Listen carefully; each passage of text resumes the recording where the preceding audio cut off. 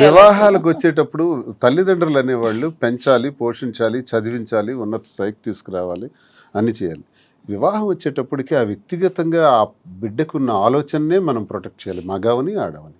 ఇప్పుడు నా కూతురు ఉంది, పెద్ద కూతురు. నేను ఒక ఇష్టమైన ఒక వ్యక్తిని పెళ్లి చేసుకుంటానని, ఓకే, గో హెడ్ అన్నాను.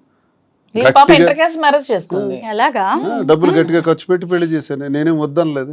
అసలు నేను ఇంతవరకు మీకు ఒక వ్యతిరేకించలేదు. విషయం చెప్పినా ఆ అబ్బాయి ఏ క్యాస్ట్ కూడా శ్రీనివాస్ గారు తెలియదు. నేను పట్టించుకోను. నీకు ఇష్టం కదా చేసుకో అంటే నేను ఆచరించి నేను చెబుతున్నా, నేను తండ్రినే. ఉమ్.